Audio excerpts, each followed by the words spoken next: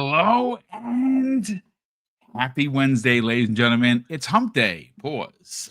We are in the middle of the week, ladies and gentlemen, and that means we're 2 days away from the weekend, and it's a holiday weekend because Monday is Labor Day, and most people are going to be off. So 3-day swing for a lot of people, which is awesome.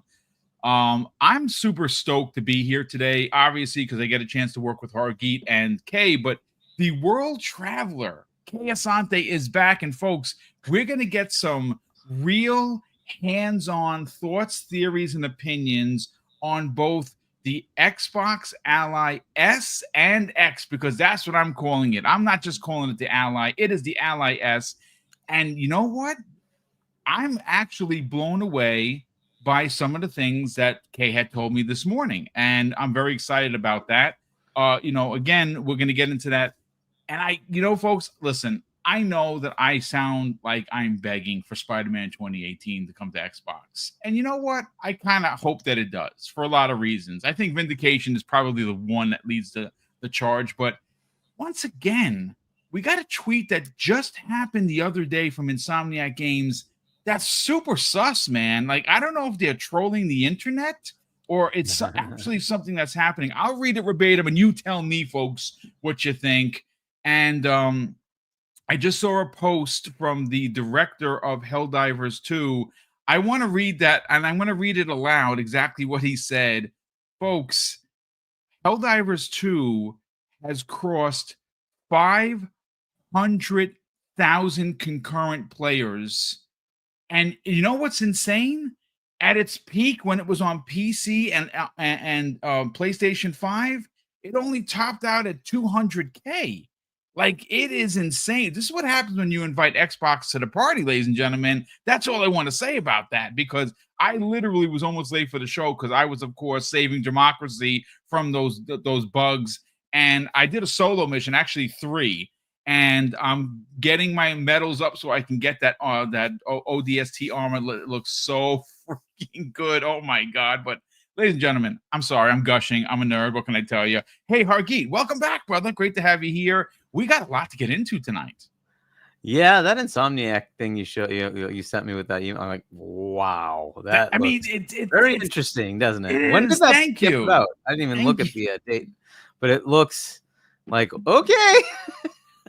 I'm going to bring it up on the screen for everybody to see, so you don't think I'm trolling you, folks. Like I said, listen, I know there's going to be something that's going to click. No, it was a couple of days ago. Wow. Yes, it's wow. It's sus, man. It almost. And I got Helldivers. Haven't even had a chance to start it. I'm finishing up Sea of Stars. Oh my God! Before that leaves, and I'm near the end. I think I've finished 80%, but Sea of Stars leaves Game Pass at the end of the month, and I'm like, oh, I got to get this done. And I've also been super busy with work. Like, whatever. But yeah, we do have a long weekend here in the US, at least. I don't know if it's everywhere else, but here in the US, we have Monday off, which is great. But yeah, let's get into the fun. Well, indeed. And of course, welcome back from his long trip. And folks, he's already started putting content out. And if you missed the interview that he sat down with, that was pretty cool, Kay. That was a really good one to start with. I cannot wait to see the rest of the coverage. How the heck are you, man? Welcome back. I'm back. I am very tired. Jet lag hasn't finished yet, but I'm still here. It's all good. I will probably be up at 3 a.m. this morning thinking it's the daytime. This is what happened to me yesterday. It is what it is.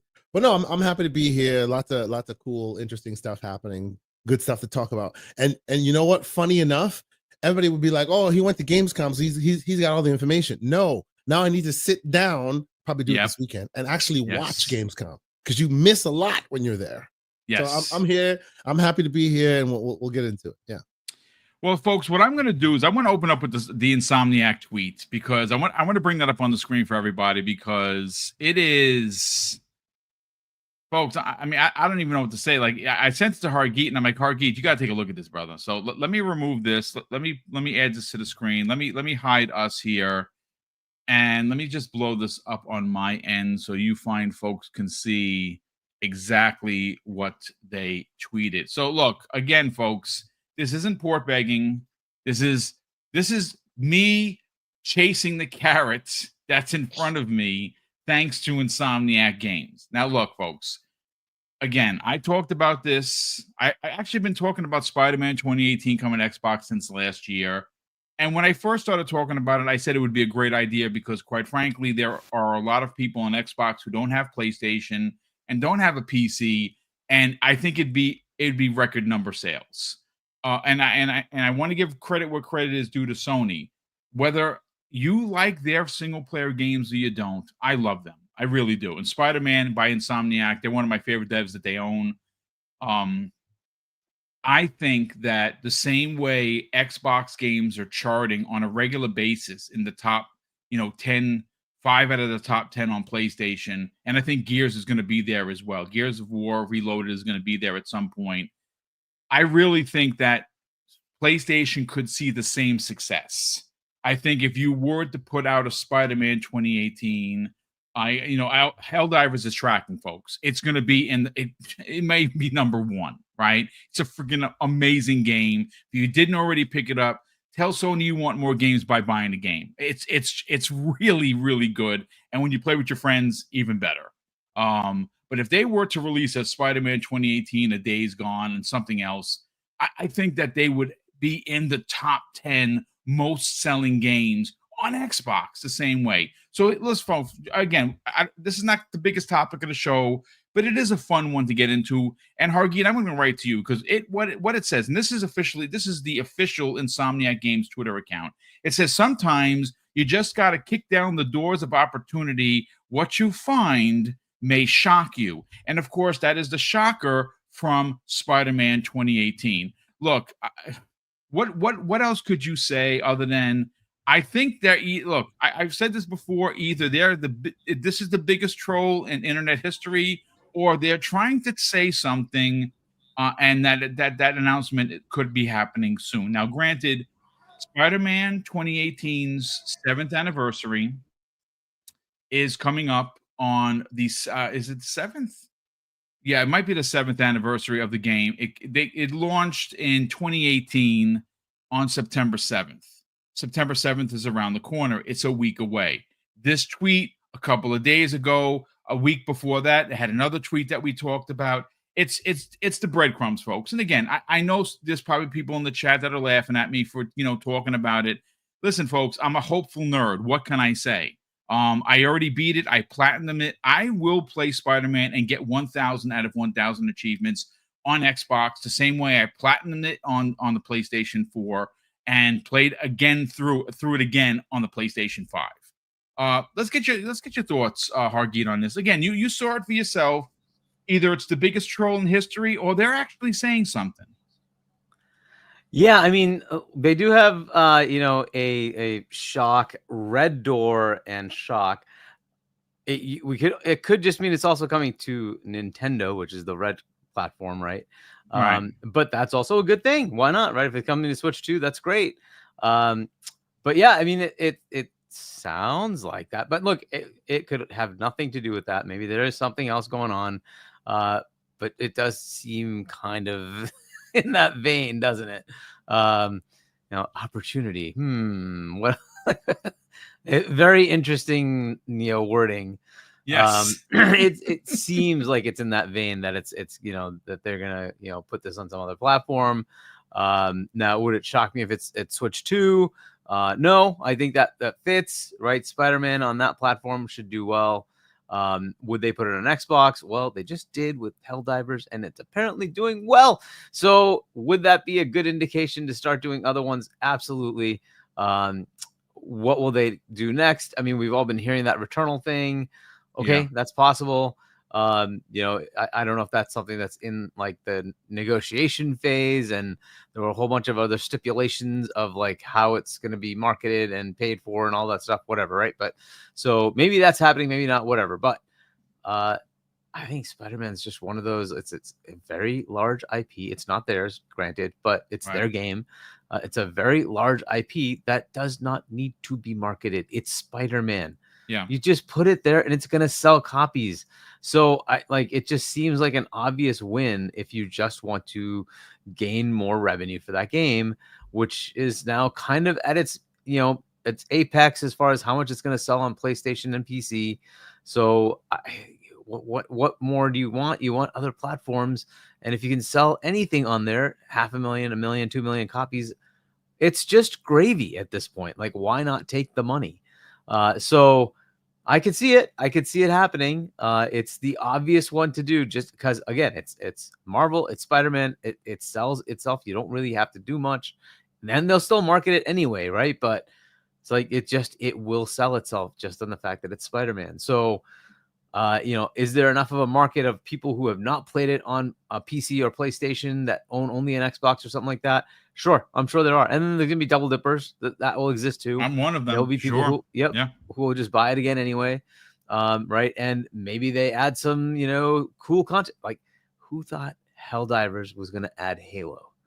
Yeah. That was a hell of a freaking thing to do that created so much enthusiasm as the game's coming out, right? So for those who are like, well, I'm not gonna buy it, whatever. Wait, you have Halo in there? Well, that's interesting. Yeah. Hold on a second. Right. So concurrent players has gone up. It's I think it's like the #1 seller on Steam right now for Helldivers. And this is the effect, right? You put in a new platform, other platforms start to get sales. This is a fantastic idea. So why not do this?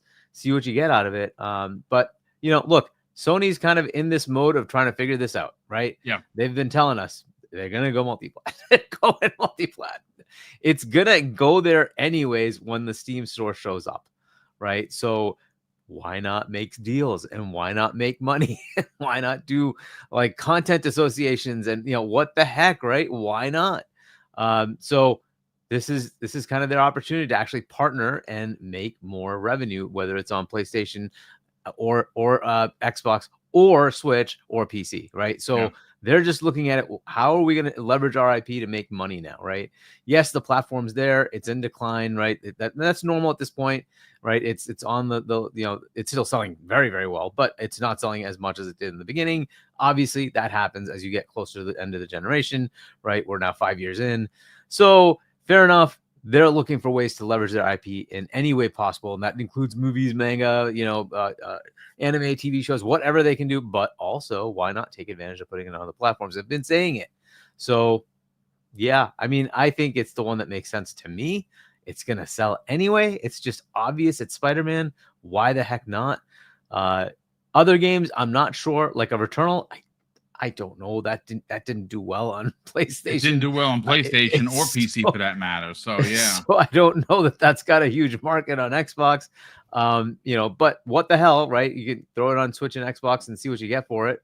I think Game Pass deal right there is a fantastic idea. That seems to meet their criteria that we were seeing in the rumors, right? That or requirements from Sony. If they put it in Game Pass, it'll kind of fit. But other games they have, like if they want to go further, there's plenty of other games that they could bring over as well. But yeah, I like Helldivers is working, right? It's working, right? Even if they sold 500,000 copies, that's just money. It's just money that they're now going to get. And I bet you a lot of players on Xbox are going to get that Halo skin, right? And there's money to be made in that. So some people will just buy it. Yes, you can get it by just earning it, but I think a lot of people will just buy it. So because they're used to it, they'll pay whatever it is to get that. I don't know how much it is, $10, $20, whatever it is. So it's $15 whatever by the credits. So yeah, so it's like, okay, I think there'll be a lot of people who just pay it. Whatever. I bought it. So see, it's exactly it. Didn't even think twice. Yep. And so what the heck? That's just extra cash coming in.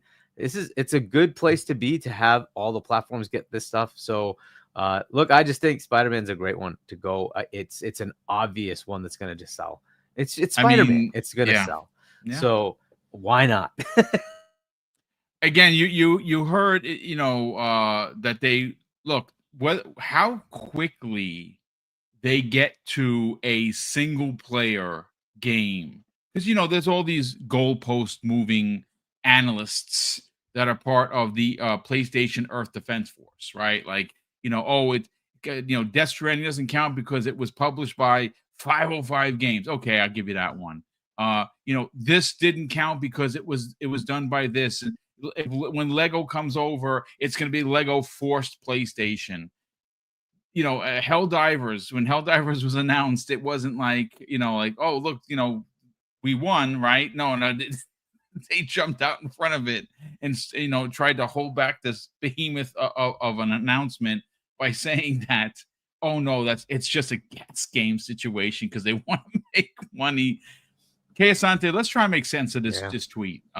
This over here, and again, it's just a tweet, right? It's not a confirmation that Spider-Man 2018 is around the corner. But the timing, I'm all about timing is everything. I know people have heard that that saying before. Mm-hmm. September 7th is around the corner.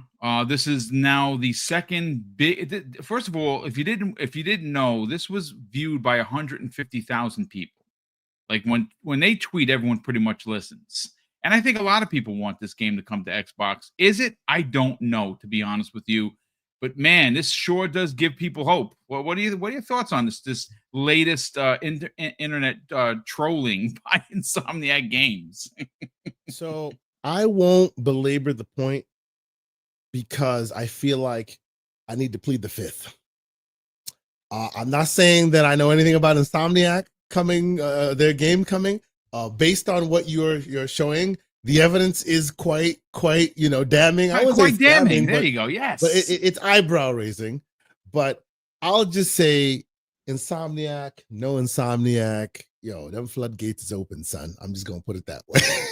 Okay, I like what you're putting down there, and of course that gives even more credence to what we're saying because you're mysterious, and even though you're not saying anything, you're saying a shit ton. So there you go, ladies and gentlemen. I'm just saying, like it is what it is. I'm not one to say, well, this, that, the third, and then it becomes nope. I'm just saying, as I know it, them floodgates, son. They were gates. Now they're just like little, wafty things that are just, we shall see. We shall see. Well, look, listen, again, folks, not the biggest topic of the show, but a fun one to open up. Again, it is a tweet. It wasn't a rumor from an insider that heard something. This is literally, and you know what's interesting? Again, it's Insomniac. It's their official Twitter account. This is now the third time that they've talked about a game. If you want that Xbox thing, if you do want some credence to a little bit of the Xbox thing, it's a little bit of Ouroboros if you think about it, because the engine that this originally is built off of is the Sunset Overdrive engine that's been matured over a long time. That engine was built where? On the Xbox. Yep. So the idea of porting the game to Xbox, this, that, and the third, it's not so alien or foreign, right? The developer itself is quite well versed on Xbox's systems. The engine as we know it today was refined. It's a refined version, obviously. They've been working on it for years at this point. But we know definitively it started with Sunset Overdrive, right? And that's where they got the locomotion. We all saw that. The locomotion was even kind of like a resume building exercise to potentially get something like Spider-Man, right? So we were all like, yeah, absolutely, right? So like, I'm not saying I know anything on the Insomniac's front, definitely not. So please don't clip me on that. But I'm just saying I would not be surprised one bit. And there's a lot of rumor and speculation. And obviously we know in the world we live today, rumor and speculation isn't fact until it's fact. So that's why I'm not putting it out there. But as I understand it, them floodgates is really, really well and truly open. So like on this specific Insomniac point, I wouldn't be surprised either. Just like for those who are avid viewers of this show, y'all know before any of this stuff hit Front Street, what did I say? I said just the very idea that Helldivers 2 is built off of PlayFab, it is an Xbox game in PlayStation clothes.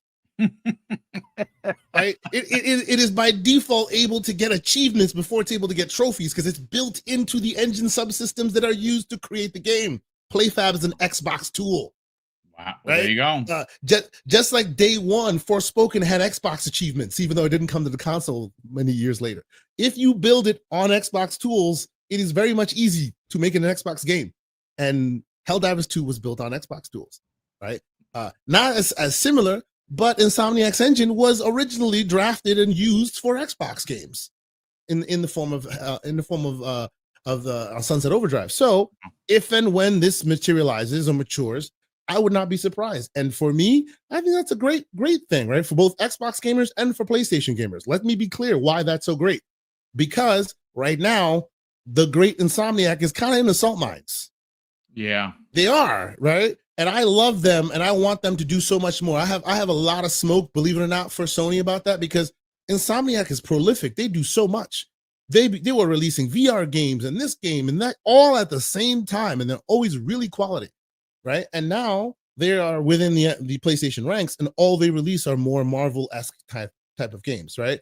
And unfortunately, as with the MCU, the more you release, the more people just kind of start rolling their eyes and getting bored. You got to keep people interested, right? So if like moving these games to other platforms gives people life, I think that's excellent. Hopefully that'll give Insomniac a reprieve to possibly go do something else, or maybe do something new with that franchise, right? So for me, it is all good all around. So, again, not saying I know what's happening, but yeah, them floodgates aren't really gates no more. So there it is. All right. Well, listen, well, you heard it first here, folks. We'll see what happens. September 7th is about a week and some change away. Today is the 27th, so it's a little under 2 weeks. We'll see what happens. You never know. I mean, stranger things have happened. Would it be a shadow drop on the 7th to celebrate the 7th anniversary of the game? Maybe, but we know that it was already ported by Nixxes to PC. It was the Spider-Man 2018, the Game of the Year edition with all the DLC. Who knows, right? Stranger things have happened. But before we get into the big topic of the show, folks, and this is the one that we're going to be led by Asante, because we're talking the ROG Xbox Ally S and X, and he had his hands on both of them. And we're going to get some talk about it, because he surprised the heck out of me today. Because when you look at devices, me, I want the big one, right? Like I want the best, the most expensive, not because I'm full of shit or anything. It's just that, if I'm going to buy something, I want that top model. Like when I bought my TV, I bought the best I could buy, right? His answer to me today is going to surprise a lot of people about that $549 console, which might actually be cheaper. Because again, folks, they did hold off on the pricing. Maybe they announce it at $499.99. Oh my God, if that's the case, that's going to be big. But we have a super chat here from Brett Bingham, who I talk to pretty much every day via DM. So Brett, thanks so much for the generosity. And of course, it's always great talking with you. He says, if it don't make dollars, it don't make sense. Bring the whole slate Hiroki to Toki. And that could be happening, and it's gonna piss off a lot of PlayStation purists. That Earth Defense Force I'm always talking about. But Asante, we got to go right to you immediately. You went to Gamescom. You got to meet a lot of people. You're going to put out a tremendous amount of content, but we are here to talk about the ROG Xbox Ally, both S and X versions. And interestingly enough, this is going to be a little bit of a two-tiered conversation. And we started having this conversation very early this morning, where for the internet trolls and the console war a-holes. And I'm not talking about people that have fun with it. I'm talking about people that like make it personal because they're such PlayStation fans. We started to see a lot of talk of of these consoles being compared to, of course, the PlayStation Portal, which if you don't have it directly to your console, it's basically, I have one. I use it when I'm on the couch hanging out, when my console's right there. But if you don't have internet access, you're screwed. You can't download anything to it. It basically would be a paperweight. They're not the same, folks. I don't care what anyone tries to tell you. Yes, you can't play all of your games. You heard Paris talk about that when he was on yesterday on the Xbox Factor podcast. It plays over 1,000 games. Does it play all your games today? No. Will it play all your games tomorrow? More than likely. But again, when I saw a lot, and there was some pretty prominent, content creators running with that narrative. I'm like, my God, you should probably write these things down, say it out loud, and record yourself, and then listen to it, because you sound like a boo. But it's fine, because we don't do the names thing here. But let's talk about these handhelds. You got hands-on. You literally got hands-on. You got a chance to play some games. Out of the two, which is the one that you're getting, and why? Okay, so first and foremost, cheap plug. Go check out the video I did. Yes. It is with Jason Beaumont. He's the other Jason, for those who don't know. We all know the wizard, the great Jason Ronald. I got to hang out and see him at Gamescom as well. But I also got to meet the other Jason, and he does more software and UI experience, and he's the person I'm chatting with in that video. Basically talking to me about what the UI is, what the elements were, why they chose what they chose. It was a great conversation. I think we got some nuggets of interesting stuff in there as well for those who check it out. So thank you, and I hope people check it out. So what I did, I went in there day one with the focus of putting as much putting my hands on this device as much as possible, putting it through its paces so I could really have an understanding of exactly what it is, right? And for me, honestly, like I said on Twitter, the Series S, and I call it the S because I'm sorry, Mama called him an S, I'm gonna call him an S. This is the S variant, is far more interesting to me than the X variant. And why I mean that, why I say that is because, and I'm gonna write an article, and there's a lot to come, and I'll probably talk more about it on GCP, but the long and short of it for me is, like, as a guy who plays on the high end of the PC and on handhelds, right? I have a lot of different handhelds for different devices, for different use cases. So I'm a particular kind of person, and I try to understand and see what it's available for the normal guy, right? Like who is this for, if you will, right? Who is this being marketed to? What is this geared towards? And it looks to me like they spent a lot of time really honing in on making that S experience, that original one, the smaller one, balance very well before they added some extra layer on top for the X, right? The long and short of it is, this is kind of exactly the same thing they did for the S to the X on the console side, right? Only the difference between on the console side was they expected you, developer, to do different things to make that S shine. And obviously, if you don't do that, now the S won't shine. The reason why I feel like it's that paradigm is the battery is less, which is a negative, but the positive there is it is considerably lighter, right? The processor on paper is not as performant, but if you when you have the device in your hand, and that's the next video I'm going to drop. I have a video. There's a lot of con noise and a lot of German screaming in the background. So I'm planning on wiping it all with the audio and redoing a voiceover to explain what you're seeing. And I'll put that one out probably tomorrow, if not the next. But that has me literally with the S in the hand, navigating the UI, loading up Forza Horizon 5 and seeing it load by default, and then tweaking the settings to make it to my liking, and then seeing where it was. And really what convinced me was, like, the S, when you start, it will be 720p by default. And they have a profile built in just for it, right? So you boot it up, boom, it's 720p, it's running, right? And it's already configured for you. You don't have to go in the background and tweak and twerk or do anything like that. Heck, they're even, as has been announced, they're even pre-caching the shaders, so you don't even have to know what the heck those are as well. They'll literally download, you hit play, you're playing it, it runs at 60 solid, not a problem, right? And then you start messing around, because I'm a person who likes to tinker and mess around. I'm like, all right, well, let's set to 720p. Let me set it to 1080p. I set it to 1080p. It goes from 60 frames average to 50 frames average. It drops 10 frames right there, right? But I'm playing at 1080p now on the S. Then I'm like, you know what? I want to do more. So I start tweaking the settings, getting into a medium high mix. All, like, a long story short, it all comes back to literally like 48 frames, which is well within VRR range, right?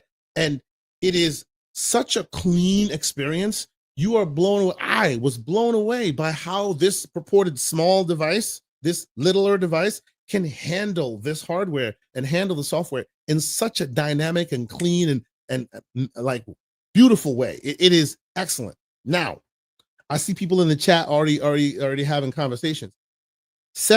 Yes, thank you, Wacko Games. 720p on a 1080p screen that's this big is perfection.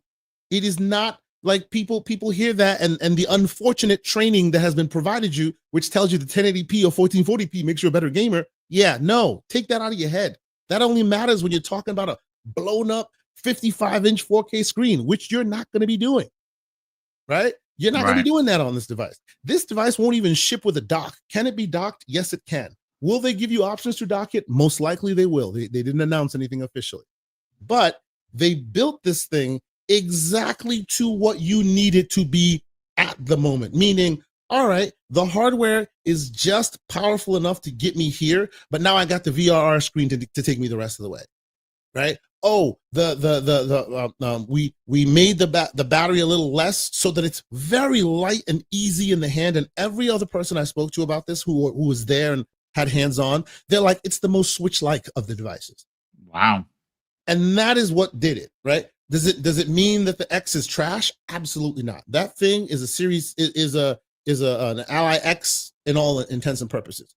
Quality, clean, strong, and all those benefits that I'm talking about obviously are on the big dog as well, right? It's just depending on where the price falls, I feel that balance of performance to money is sweet on that lower end device. And on the higher end device where I play, right, I find that there are more players in that water. There are more competitors in that water.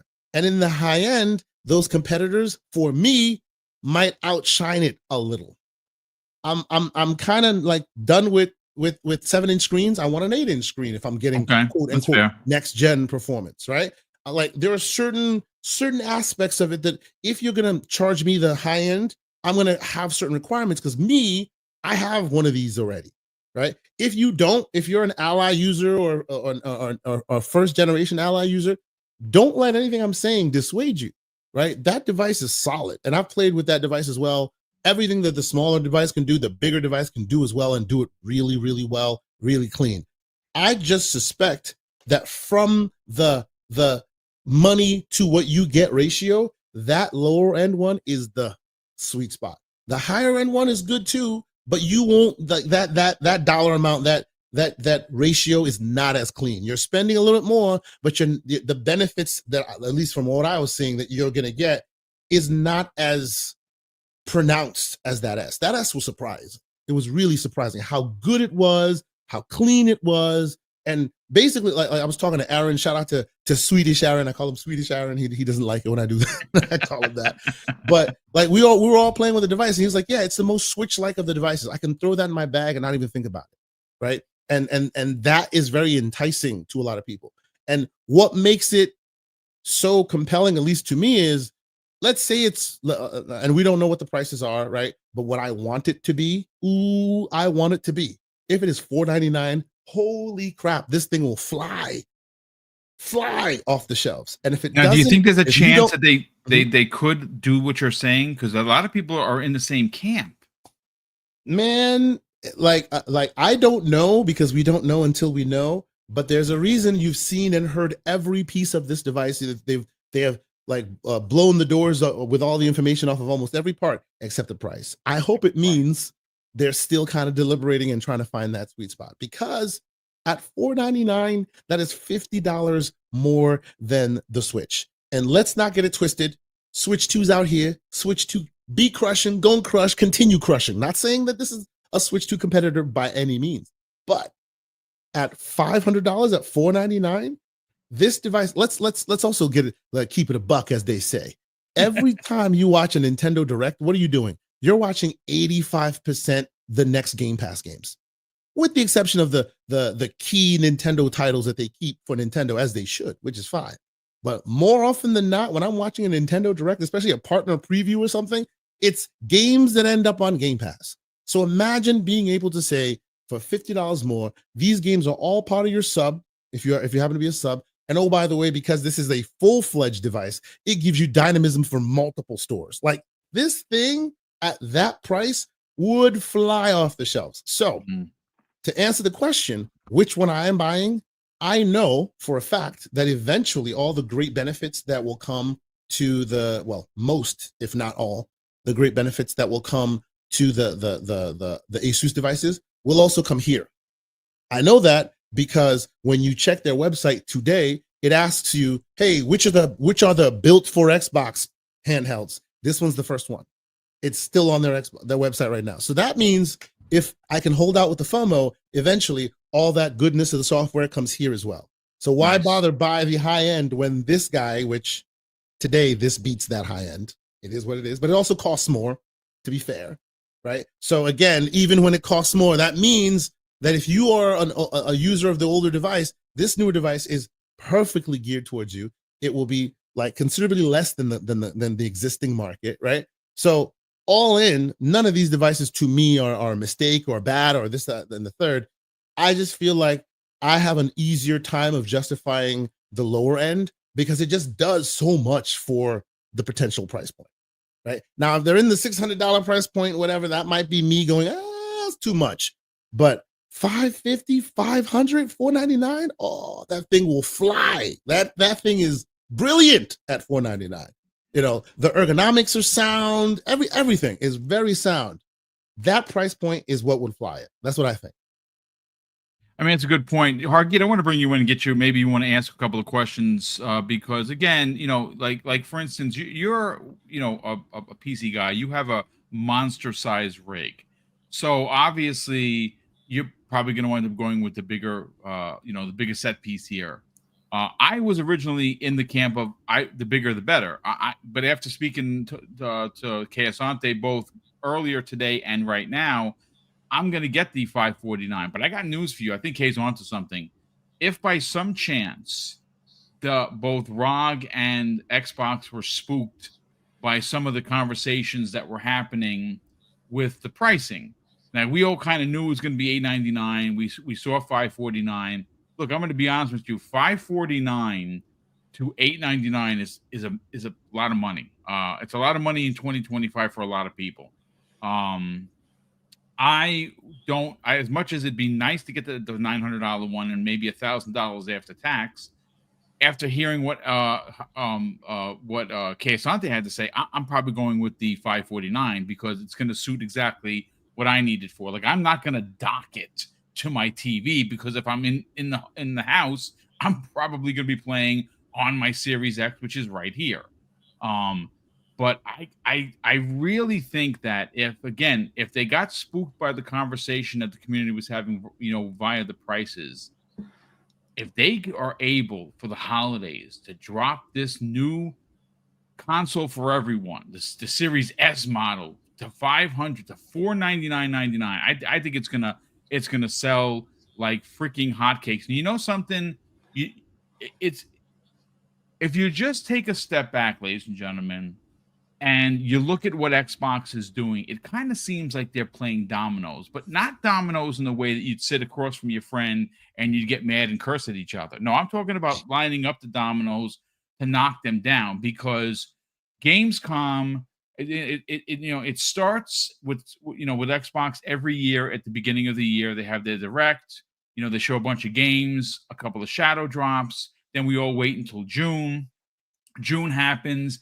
Gamescoms happen. Now we're hearing that in September, towards the middle of, actually, I think it starts on my birthday, September 25th. You're going to have potentially Forza Horizon 6 announced at Tokyo Game Show. And then, of course, maybe they're waiting for the price for this thing to, till then. Who knows? But we know that this console is dropping soon, so they got to give us something. It just seems like they're lining up the dominoes to just push one and watch them all fall, and really get into regions like Korea, like China, like Japan, all regions that don't even look at Xbox at all. Yeah. But this new handheld, especially at $500, Hargeet, would fly off the shelf. So I again, take it away, brother. Any questions you have for Keasante, by all means. I mean, I don't know if I've questions. I mean, certainly you've already played with them. I guess the one thing that and you already asked this was in your video, is what happens with the NPU, which is not in the lower end model. And yes, that would be one of the things that potentially could be something interesting just to test out.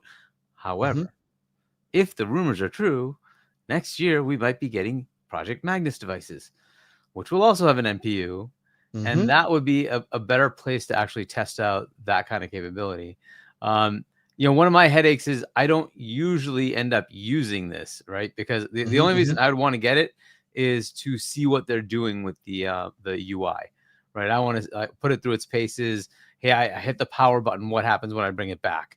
You know, those kind of like simple things. Which we did a lot of that. We did a lot of that. Yeah, we did a lot of that. We did a lot of, oh no, this thing is rebooting itself. Oh, it crashed. Oh, what is happening here? Yeah, there's a lot of booting from sleep. Right?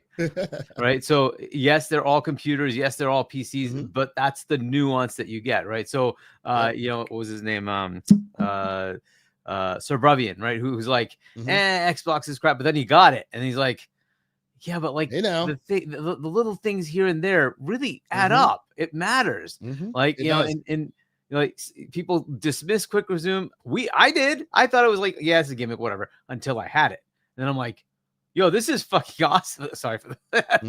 Fine, I guess. It is. It's just it's so cool. And like that game I was running 6 months ago, it's still there. Like what right where I left it. And like, by the way, Hargi, right? Like this is not that part that you're describing. Real quick, this is not on Front Street, but we'll talk about it. There is rumor and speculation, and I'm not gonna explain it, but you know how surprising Quick Resume was, and you're just like, magic? How the heck? What? There's rumor and speculation that there is a feature of that type, something like that. I'm sure. Like something like that is beauty, right? Yeah. That they expand innovation, right? And so those are the things I want to look at, right? There's a lot of nuance to PC versus, console. How are they bridging that gap? How does it work? I hear there's still some things you have to go back to desktop mode to update and things like that. They haven't ironed all that out. Like those kind of like, so that's the stuff I want to like. So that's why I want to get it, is just to see what they're doing. What's the innovation, where they are at that, like, you know, journey that I keep saying, this is a journey, but where they are in that journey. So I can keep up with it. And then the updates come out. It's like, oh, cool. Now is this available on normal machines? Yes or no? Like that's the stuff, right? So it's going to be locked here for a while. We know that. So the question is like, what happens, right? So the next portable will get it. The next when will I get it on my homebrew desktop, right? It may never happen. Maybe you have to get that question, Magnus. How it is all that a thing? Like I asked, because like and I featured a little bit in that video. This thing has all the cool, interesting things you saw on the Ally. And when you saw the game bar pop up and it had the thing inside the game bar, I'm like, how did MSI steal those features? Obviously, I knew they didn't steal the features. I asked the question, and Jason told me it's because they worked with MSI first. They worked with them. Right? Yep. So the Intel chip never had any NPUs. They specifically put those chips on there because they needed Microsoft, like they worked with them to achieve that, right? So in the same instance, all those, like eventually all those features will come to the devices they've worked with. They've even announced it already on their website. So it's only a matter of time at this point. Yeah. So so I don't know which one I'd probably still get the higher end model, only because I just want to see max feature set. What are you doing, right? This is more like the Keasante tinkering thing, where you have every freaking one that comes out, right? But you know, why not? That's kind of what we do. We're both like IT geeks. It's what we do. So you know, we just want to play, and so we want to see what the heck they're doing. So that would be the reason I get it. I'm much more excited about Project Magnus. That sounds fantastic to me. I want to see what they do with it, right? But assuming this is all true, we're you know, going on some speculation and rumors, but some substantiated stuff. But either way, so like that'd be the reason. So I would probably still just get the higher end model, only because I want to see what the heck they do with that NPU. You know, how do they scale things up? What do they do with it? But yeah, I liked a lot of the compiling shaders. They're installing pre-compiled shaders. Pretty awesome, right? That is a very, very cool innovation. So right? You know what I said to them? I said, so you're telling me my friend BoomStick will never know the benefits or the troubles that is shader compilation stutter? Oh, fantastic. You know, what I need in my life. Consolifying. Right? He doesn't need to know. And that's the beauty of it, right? That's what consoles do for you, because it's very dedicated hardware. So you already know, right? So they can pre-compile everything. Yeah, this is good stuff. Like so far, it's impressing, but it's still got a ways to go, as far as like the journey is still there to be, you know, but not bad completed. Right out of the gate though. If you consider to give them credit, they themselves said the journey has just started. Okay. Yes, Excellent. exactly. Like right? So in the video, he said we just start. They even gave me the example of, remember how Steam started with works best on deck. It started with like 200 games. Now look at how many are in there. Right now, a lot of it is you go into the ecosystem knowing that, hey, this thing is just it has a backbone for you that you can depend on. That's what they're talking about. They're gearing up all resources to take the feedback in as soon as that device hits market, so that Magnus and all the other devices will eventually get the same benefits. Right? It's an interesting case. Yeah.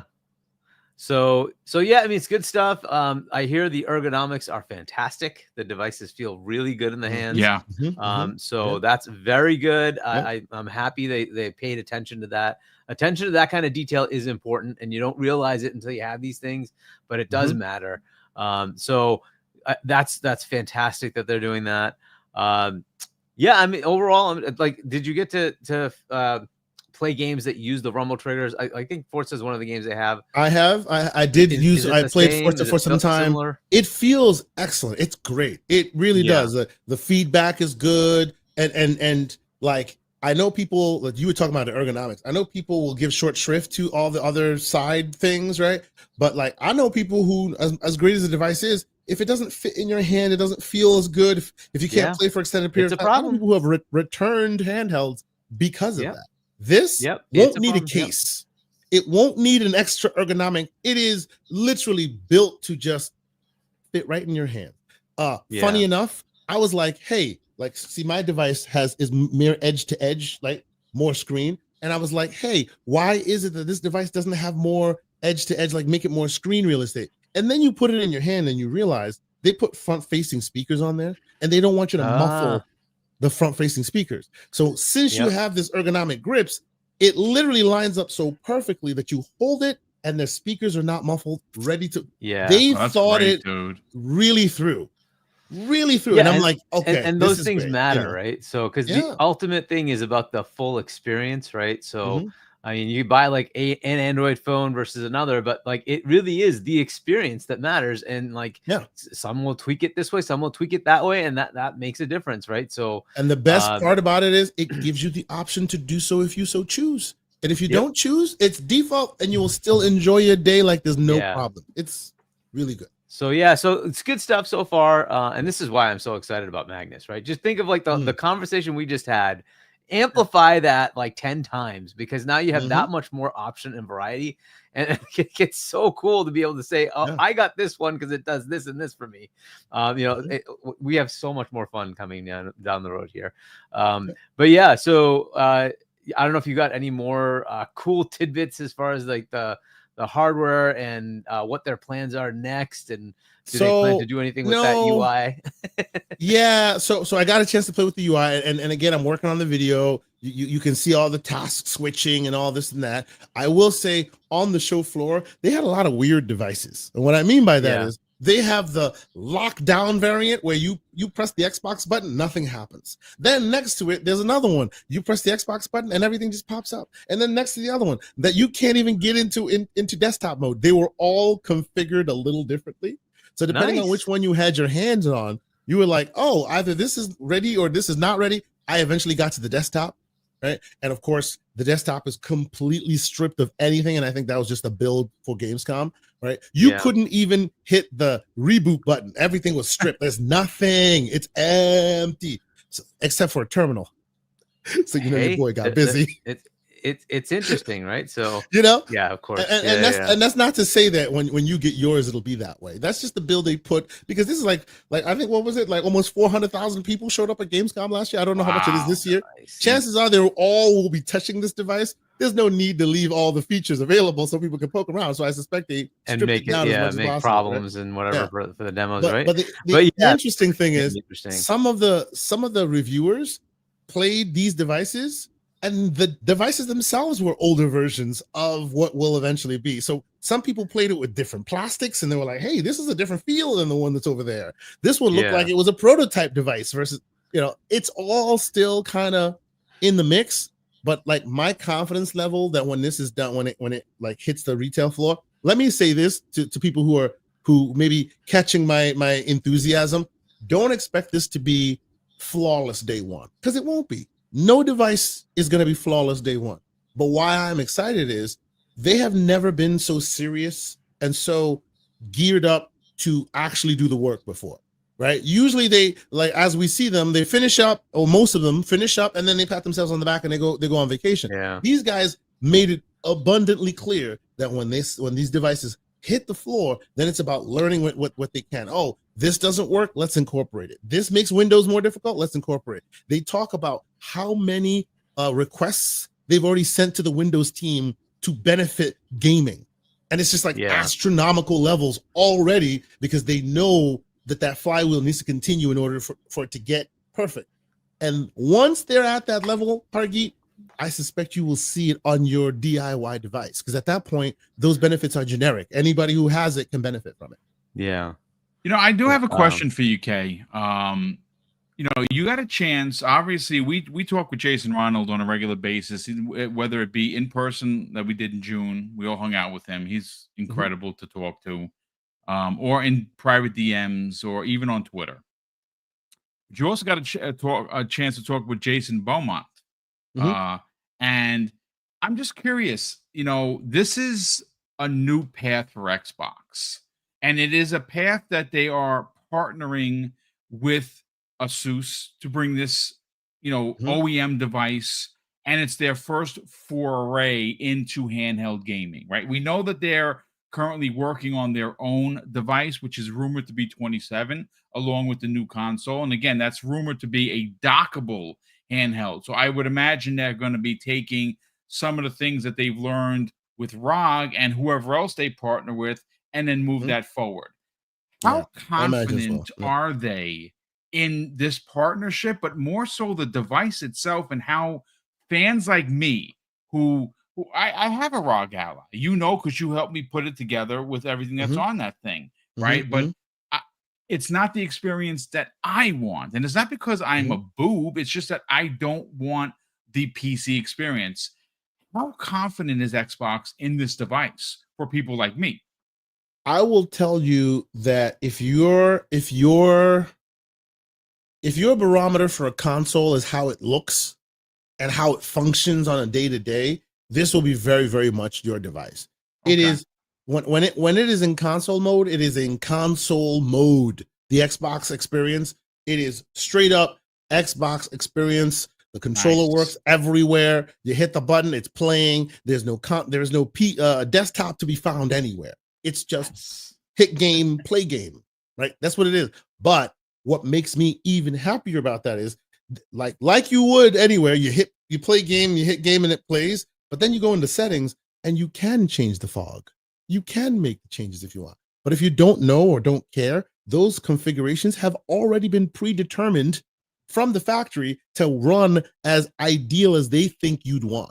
Oh, that's freaking awesome. So not only do they pre-compile the shaders, and quick lesson for my non-PC gamers, the reason why they're compiling shaders is because hardware is so different in the PC landscape that they don't know hardware A to hardware B to hardware C.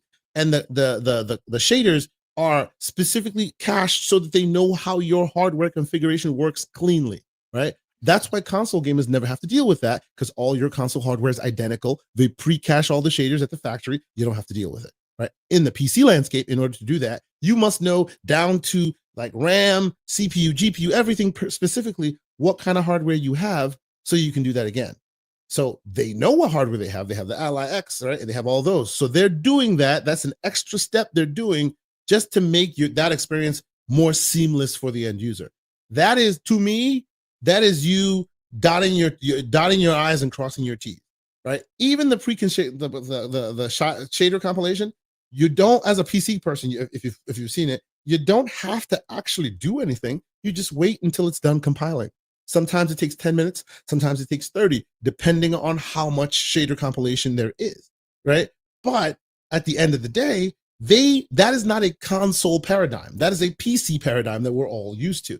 And they thought it through enough to make sure that they account and remove that from the equation to give you more of a console-like experience, right? And the people who are thinking in that way, I'm very confident in that ultimately they will make a device, or they'll make the UI that will really convince you that, yeah, I can just do the same thing I do on the console and it just runs here.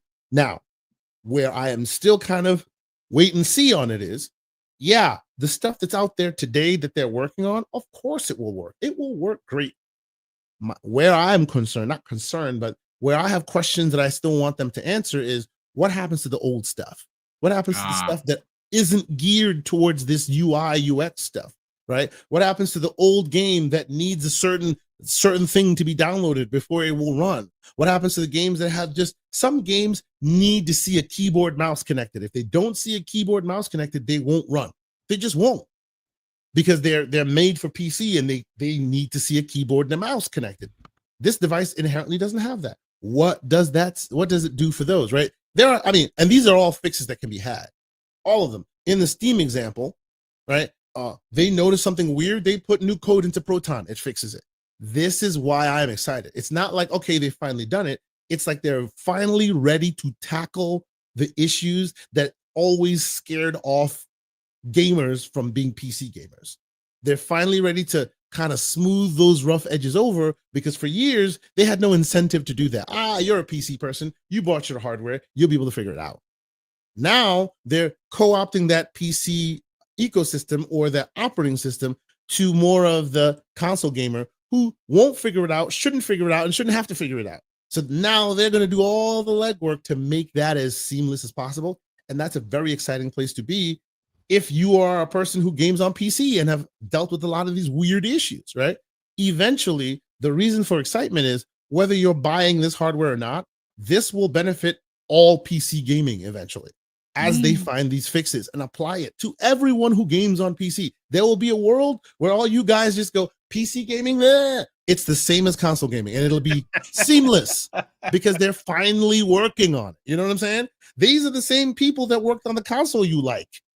They just haven't cared enough to bring all those learnings to the PC, and now they are. So this is where the excitement is. You know, Hargeet, I actually have a question for you, because obviously you have a monster rig. Like, what video card do you have right now? You have what, the 5090? 4090. 4090. I said 50. The 4090. 50 is sometime next year, I think. Oh no, it's out. The 50 is out. It's out. It's just good luck paying the $3,000 or whatever to buy. Yeah, no thanks. And there wasn't enough of a bump, and I'm like, I'll wait for a 6090. Or maybe Magnus, right? And we'll see what happens. But. You know, and that's actually my next question. And I think this is a question for both Kay Asante and Hargeet. And of course, the chat, I want you guys and gals to get involved. You know, the one thing that I think jumps off the page for a gamer like me, right? Like, I'm not a PC guy.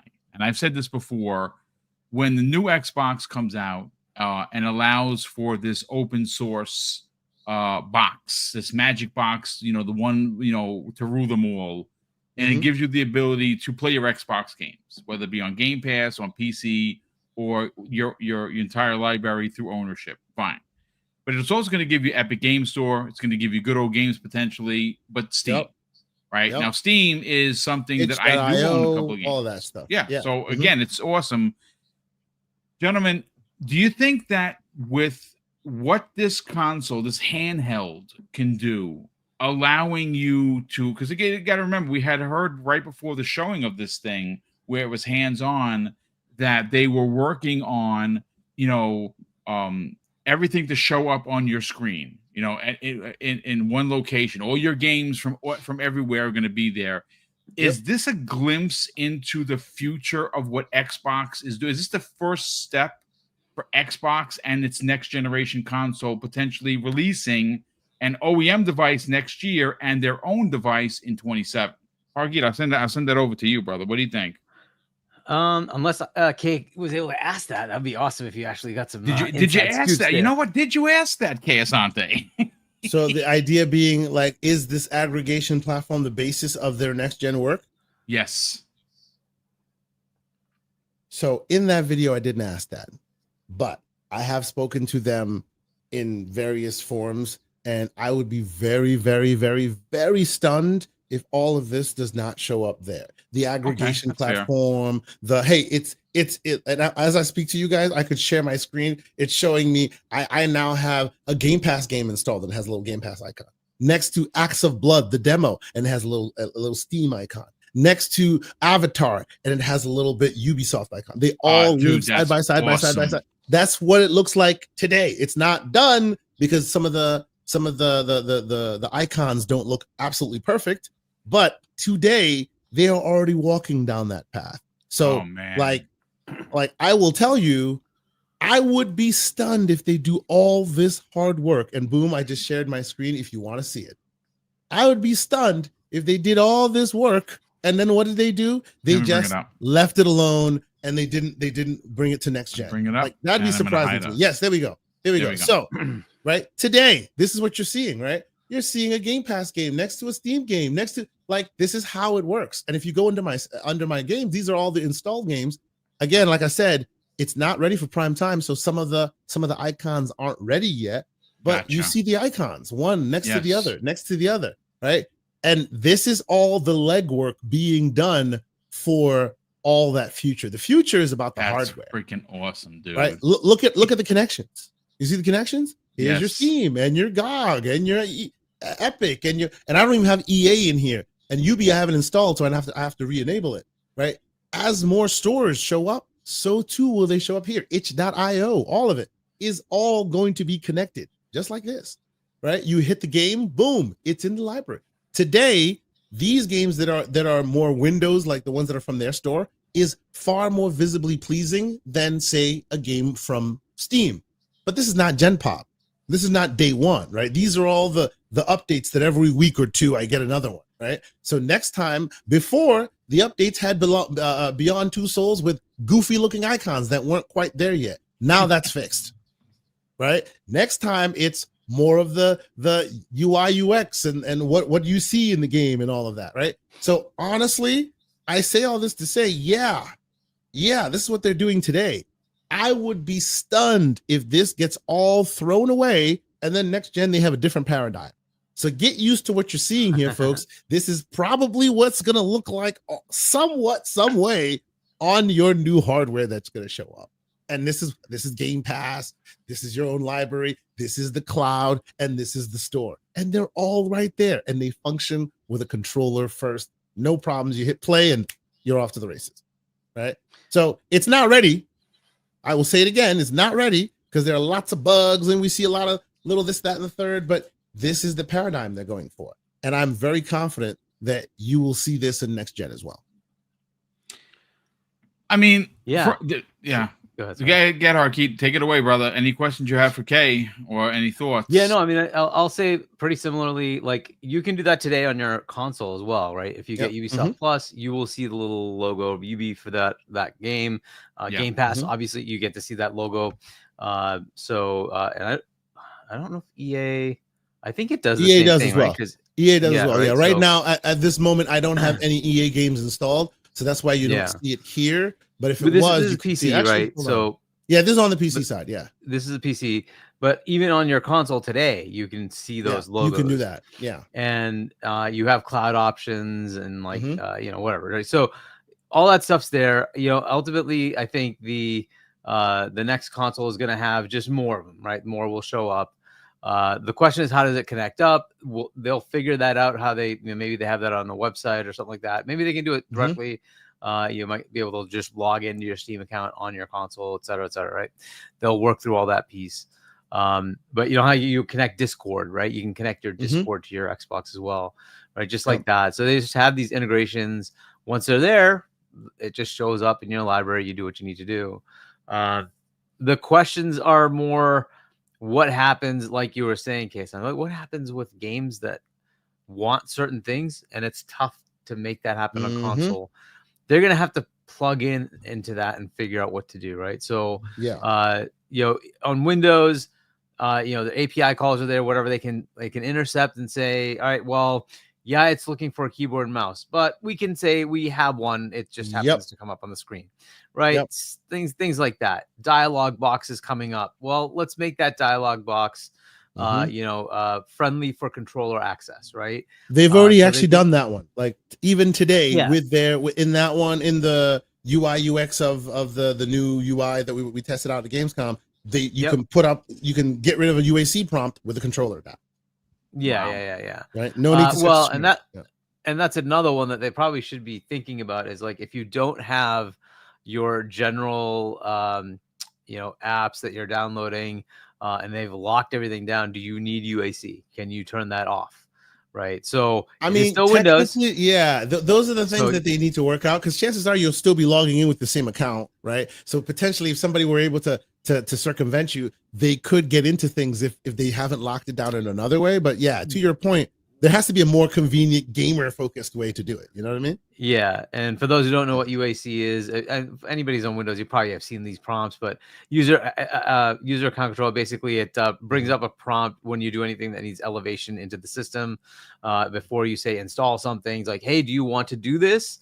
It's going to do some admin things. Are you okay with that? Right. So I'm sure everybody's seen those prompts, but that's what that is. You can turn it all off, right? Up to you. You decide whether you want it or not.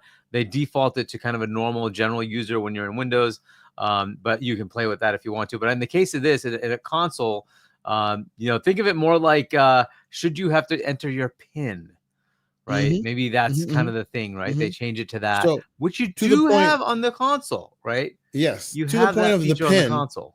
How they were able to thread the needle as far as the hardware vendors is, they still, because it's Windows, they still need you to acknowledge and make sure that you don't throw your accounts all over the place. But at least, like, for example, here on the Claw, the power button is a fingerprint reader, so no need to enter anything. As soon as you're touching it, boom, you're in, right? And possibly in the example of the UAC prompt, that is probably another avenue they can look at, which is find a way of acknowledging, hey, I'm in console mode now. Maybe now I wipe away or I enclave any kind of real accesses except for my games. Yeah. And now UAC is no longer necessary. Something must be done, Yeah. And this is why I want the device, is to see these kind of things. What's the innovation they're bringing there? Right. This is why I'm happy with the low end, right? Yes. Yeah. It's like, I don't want to have to log in. I don't want to have to, like, even with the fingerprint, why isn't it like my console? I understand now there's a slight difference here. You're taking this with you. It could potentially be left somewhere, right? And then you got to be very careful, because now it has access to your account. Yeah. And I assume you still have access to the Edge browser, right? And therefore you can do all sorts of things. Even if you don't have other software installed, it could still do all sorts of bad stuff. People could leave junk on there, whatever it is, right? But they could. This is Windows after all. It has the fundamentals of your account, most likely. So you have to be a bit careful with that, find some way around it. Yeah, that's right. It's less likely that you have that with a console. Though people did create, there was the flip screen thing for the Series S, right? And I'm sure people actually take that with them. Hopefully they don't forget it. But anyway, but either way, these are the kind of things I'd be looking for. But as far as your question, Boom, I think this is sort of the prototype of where it's going to be. My guess, and I haven't heard otherwise, is there's going to still be the Windows 12, Windows 11 world, and it's going to have this as an option. And then there's going to be a console OS world where they're going to feature, bring more features in from the Windows side to give you those stores, but it's still a console. So it basically locks down the ability to do any of these kind of things that we can do with the Windows side of it. And then you get to choose, right? So I don't know that, for instance, they would bring over Nexus, which is the big modding, collection and engine, right? So for those who like to do modding on the games, you might want to prefer the Windows version, right, where you can go do that. Here's that. there is an interesting conversation to be had there, and you asked about some of the interesting tidbits on the background. As of today, the way they handle the front end Xbox console stuff, you cannot have any overlays except the overlays that have been blessed by them.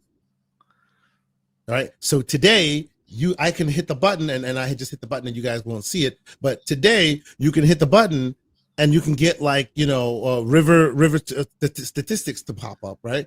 When you run this thing in Xbox console mode, the only one that'll pop up that way would be the Asus Armory Crate stuff, or Microsoft's own, right? Yeah, they don't have availability for just any other one to just run. You try it, it won't work because the way that the Windows has engineered it. Obviously, to the point, are you going to leave river statistics alone? It is become one of the default ways that people do that. Or maybe that's not important. Discord has a front-end UI, overlay UI when you're playing games. How will that work?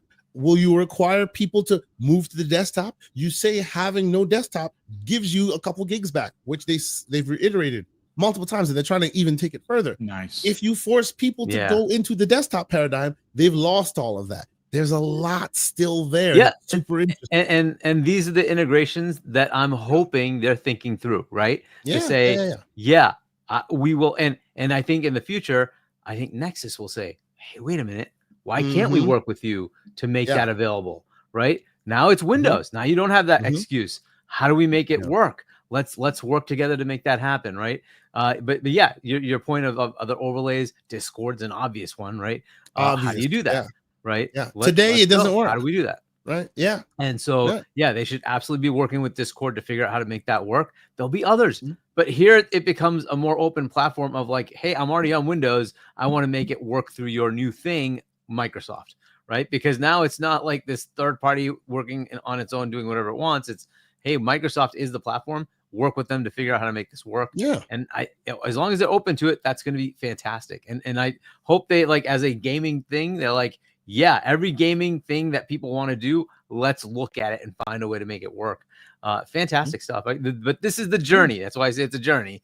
It's going to be a while before it's like really good, but once it's there, it's going to be pretty freaking awesome. They have finally started walking the path, bro, and that's what's so exciting. How long have we been asking them to start walking this path? Had they been walking this a long time ago, they'd probably be as good as Steam by now. They're starting to walk the path. I got to tell you, I mean, based on what both of you guys had to say, it's an exciting time to be an Xbox fan. It's an exciting time to look towards the future. The future starts this fall with, of course, the ROG Ally X and S. But you know what, gentlemen, what I want to do is I'm going to move to the super chats. And the reason why I want to move there is because there's some questions from some people asking specifically Kay Asante. So first of all, the first super chat that comes the way of J-Mac, a fellow Graybeard. He says, shout out to Double Barrel Gaming, Mr. Boomstick, hashtag Graybeards in the building. Welcome back, Kay Asante and Hargeet Chani. Salute, gentlemen. Hashtag Graybeards. So thank you so much for the generous $5 super chat, J-Mac. Great to see you here. Hey, here's the first question for you, Kay Asante. And I'm going to throw it up on the screen. BT Maverick drops a $5 super chat and asks, good question. A question for good sir Kay Asante. Was there a big difference with the rumble on the Xbox Ally S versus the Xbox Ally X with the pulse triggers? Yes. On the S, that's where I started. Even though it doesn't have the pulse triggers, it has the impact triggers, the standard impact triggers. And for my money, like, and you're playing games like Forza Horizon, which are kind of susceptible to the analog triggers. It worked pretty damn good, man. It was sweet. It felt really good in the hand. Obviously, the one that has the pulse triggers has a bit more accuracy as far as like road traction and things like that. If you've played with the OG Xbox controllers, you know what I'm talking about. The triggers themselves feel like it's going over pavement when you're driving, right? Like stuff like that. That is not as much of that between the two, right? It has more of the Xbox controller features on the higher tier than it does on the lower. On the higher tier, yes. So again, not to, and I've felt like I've had to defend the X every time since I put my thoughts out. Not to say that the X is not worth it, because it really is. It's a beautiful device. It has a lot of the features you want, right?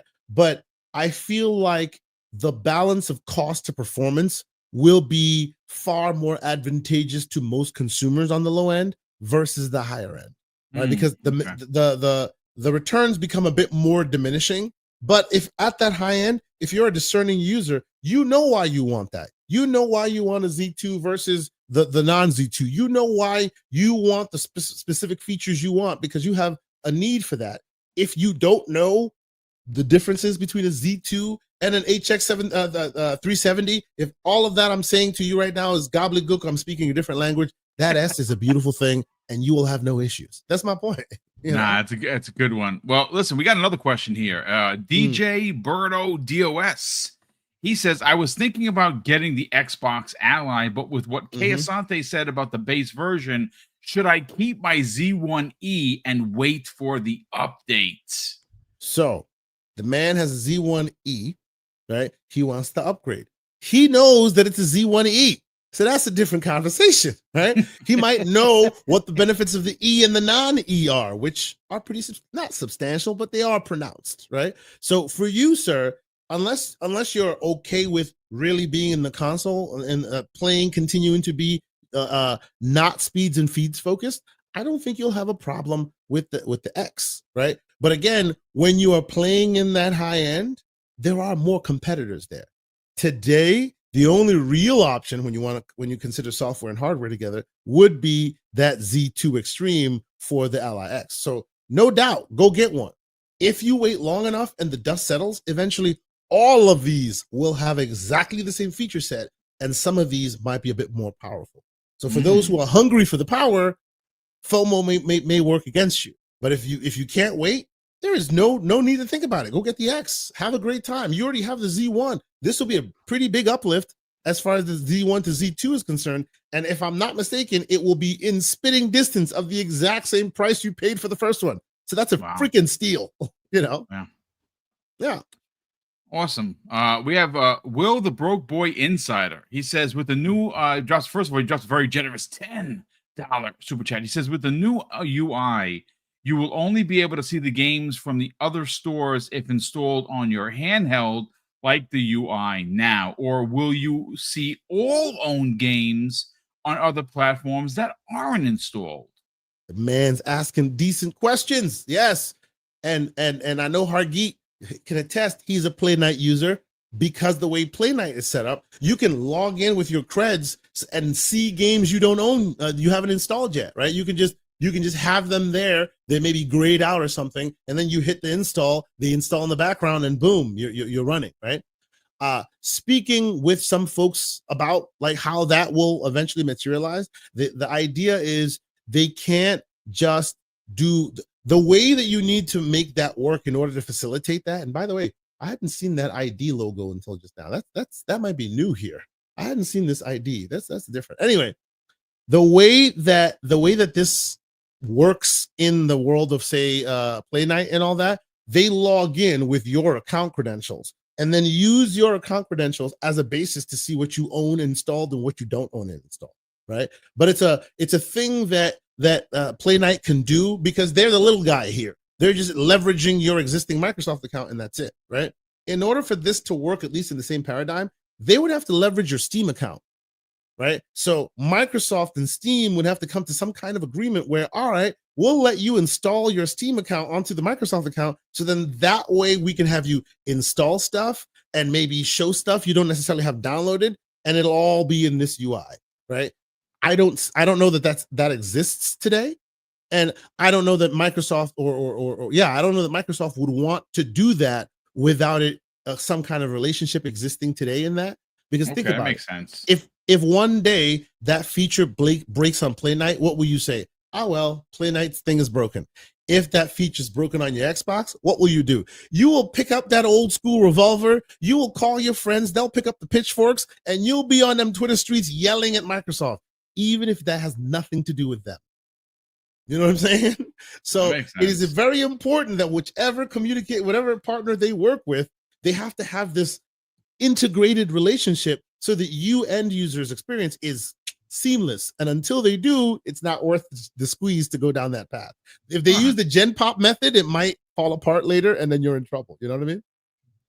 I mean, again, makes perfect sense. So we have another $5 super chat from JMX. Is Xbox, Microsoft for stepping into next gen this year for all those who are going to partake, am I correct, in #graybeards? Just saying that. Yeah, I mean, again, it's a market that we are, a lot of the old men are going to be, this is money, folks. You start getting into $900 realms for a console, even if it's a handheld, that's money.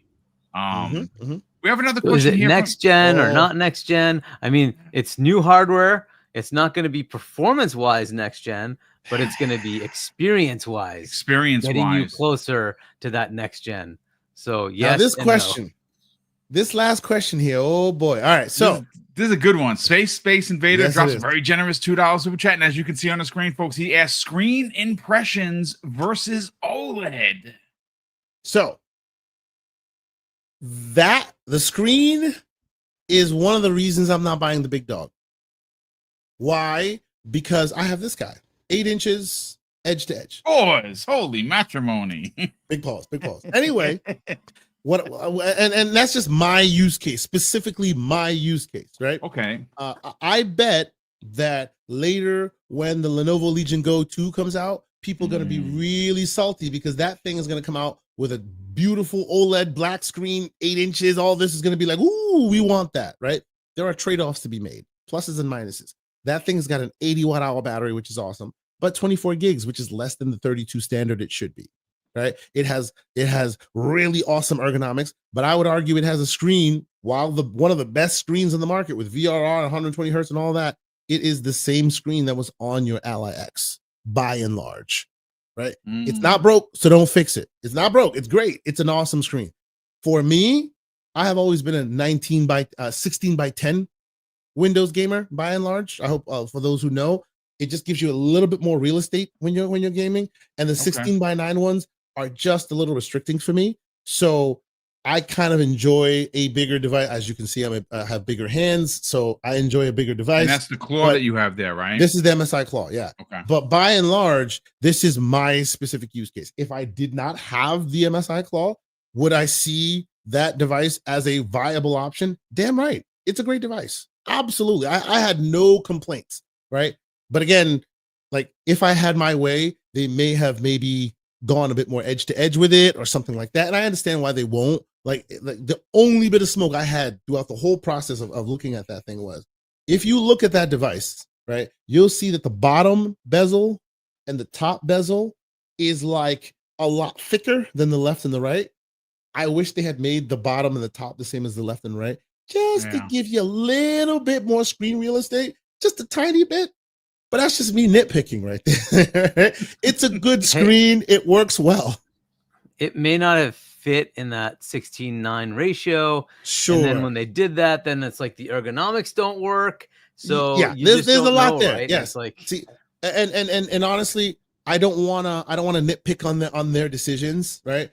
Like if I had one thing that I was like, look, man, when you're holding a device and the device is meant for you, and all you interact with is the screen, and it's exactly the same screen. The only bit of slander I give, and I did this on the Discord, I was like, remember when the Xbox One gave way to the Series, and then it had all this power and all this amaze balls, and then you hit the power button, and it was the same UI as the last console, and you went, that's a little bit of that. Just a little bit of that. Okay. Just a little bit of that. That's all there is. Well, at least for me, that's what that was. So we have another $2 super chat here from a good friend of the show. Matt22 says, day one for the X, nobody is moving me off of that square. I mean, that's fair. And again, I say I want the 549 one, and then when I'm thinking about it, I'm like, oh, do I really? Yeah, maybe you want the high one. Yeah, do I want the high? Yeah, the bigger one is way more powerful, and the battery's way bigger, and that also means holding it will be a little heavier compared to the one that's not as powerful and the battery is not as big, right? And many people that I literally spoke with who also did the same hands-on said that was a benefit for the smaller than the bigger, right? Because that was as much Switch-like as possible. Oh, it's just so Switch-like, and it made that smaller device shine for them. Yeah. I mean, and Boom, this is a potential for you to look at docking. I know you said you didn't want to do that, but docking it and having a somewhat PC-like experience on your TV. Yes. Right. And see what that's like. Right. And would that journey be something you'd be more interested in going forward? Or would you say, no, I want the console experience, right? And see how that feels, right? Because it's one thing to hold it in your hand and a dialogue box comes up and you can touch the screen. Yeah. It's a totally different one when the only interface you got is a controller. Right. And you're in your hand and the thing is sitting over there somewhere and it's on your TV. And again, this is the stuff I want to test. Right. Because that's the thing that even with Play Night, it's still a pain in the ass. Right. Yeah. And it's almost there, but there's still every once in a while you need to break out that small keyboard. This thing. Yep. You need to break out this thing. Every once in a while you need to break it out because you need it. Right. And literally have one of these. There you go. See, and I'm telling you, they sat down and solved every potential for needing this so far, right? And more they say they're working on solving even more need for this to the point where you will never need this. We still do. One additional question. So this comes in from Alvin. Alvin, shout out to you, brother. He drops a very generous $5 super chat and says, "K reviewing the Ally X like a Bentley owner reviewing a Mercedes. It's pretty good. LOL. I seriously though, I appreciate all of the info." That's a really good one, Alvin. And honestly, I hope that's not how it's coming off. Let me tell you, I have a lot of these handheld devices. I've come to love this space, right? But I own a lot of them, and not all of them are high end, right? I own a lot of the lower end devices. So I have come to appreciate that it's not a stepladder. That's the problem, right? It's not like, oh, it's more powerful, so it's better. There are different use cases for different people, and they all exist, and they all should be allowed to exist. And this idea that you have to have the biggest, baddest device, many of us is just diminishing returns. You don't need it. It's up to your use case, right? So that's what I try to present. Hopefully, I don't do the pinky in the air thing too much. Forgive me. I love it. Well, listen, ladies and gentlemen, again, we're coming up on the 90-minute mark. Obviously, I like to keep the show as 90-minute because we get a lot of information in 90 minutes. And this is a phenomenal show. I learned a lot. Shout out to, of course, the incredible knowledge that both Hargeet and Kayasante bring to these shows, especially when we start getting into the tech aspect of things. I'm just very excited to see what the future of Xbox is going to look like. And to be honest with you, I think this is a glimpse into the future. I think that we're going to get a taste of everything you own from all of the stores on this device. And I think it's going to kind of, and again, this is just me thinking out loud, the OEM device that's rumored to be coming out next year, the Xbox device, is probably, and again, this is a shot in the dark, but it makes sense, is probably going to be a under the TV box by Asus because they're already working with them on the handhelds. Obviously, we all thought that 26 would levy the new handheld for Xbox and their own hardware, but that's apparently happening in 2027. And I think everything they're learning right now from what we're talking about tonight and what's potentially going to be happening next year with the OEM device is going to lead them into this hardware. It's super exciting times. And I think that if you are a gamer, you're going to want to be a part of this, whether you buy the high-end device or the Switch-like device. I think you can't go wrong. And again, price obviously is going to be a big thing. It's the only thing we don't know. And I have a feeling that, again, I said it in an earlier conversation, maybe both Asus and Xbox got a little spooked by the people and the way that the pricing was. And maybe they are going to drop $50. Maybe the high-end model instead of $899 is $799. That $100 difference is going to move a lot of people. But I do agree with Kayasante that if you go from $549 to $499 and it's just a pinch, close in price to the Switch on what you can do with this thing. Again, the Switch is going to have its first party stuff, which is amazing, but it's going to go. It would make people move towards this device, especially because you're going to be able to take your service in Game Pass and be able to play all of those games on this thing, which is just freaking crazy. But ladies and gentlemen, I just want to say, Boom, before we go, last real quick thing. And I just saw this and I wanted to share this with you and potentially some of the viewers here. Like that's another question that has always come up is, how do you know what games work and hardware and all that? Because obviously in the Steam Deck paradigm, it's like, oh, it works with Deck and it's working. This has had the similar thing for a long time. They just haven't pronounced it. Right here, it says should play great on this PC because it knows the specs of the PC. It runs on everything, even handheld. It'll say, we compare this game's performance on similar PCs to yours. This is done to help you decide which game you should play well before you install them. They've been doing this on this hardware, on all their Windows hardware for a long time. So there's a world where you get the hardware, you don't even know what the speeds and feeds are. You don't know if it works or not. But this thing will go, yeah, it should run well or shouldn't run well on this device. Right? Wow. They're thinking all of that through. It's pretty good.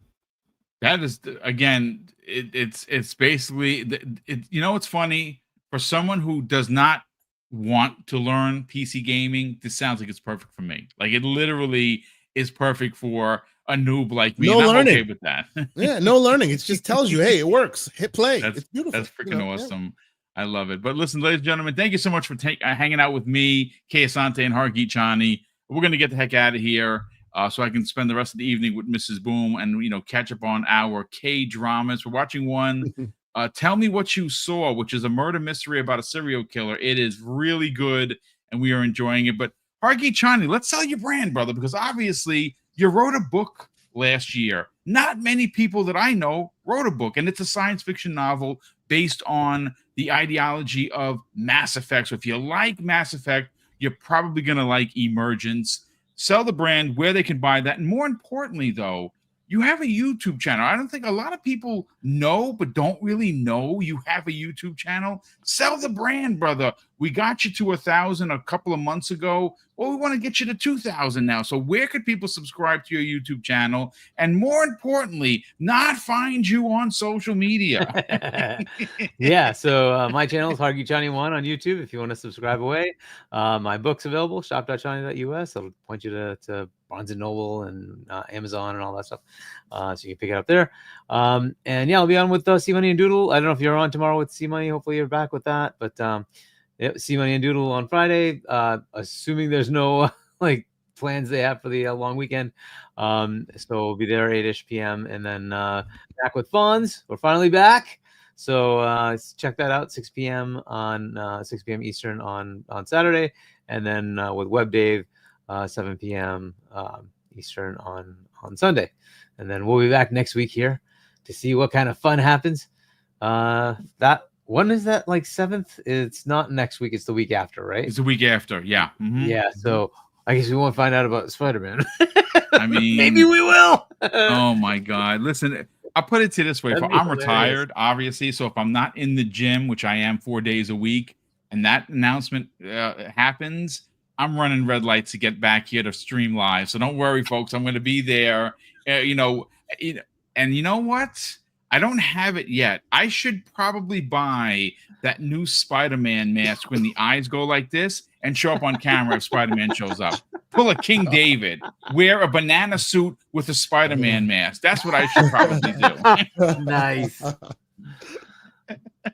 well, listen, we'll see what happens. But Kay Asante, sell the brand, brother. And of course, we want to sell your brand because you have a lot of coverage to scrub through. You're going to be in the trenches of video production for the next week. I envy you, but I also don't envy you because not only did you get a chance to record a lot of really cool things and play a lot of really cool games, but you also have all of that recorded. So you have to somehow get that from where you recorded it onto the screen, set it up, drowned out the noise of Gamescom. It's going to be an effort, but we're here for it. Sell the brand. Where can people check that out? And more importantly, get a more detailed listing of what happened at Gamescom this Saturday on, of course, the new episode of the Gaming Circle podcast, 10 a.m. Eastern Standard Time, folks. Sell the brand, brother. Where can people subscribe and follow you on social media? So first and foremost, thank you once again. I missed this show. It's been a minute since I've been here and all the traveling and all that.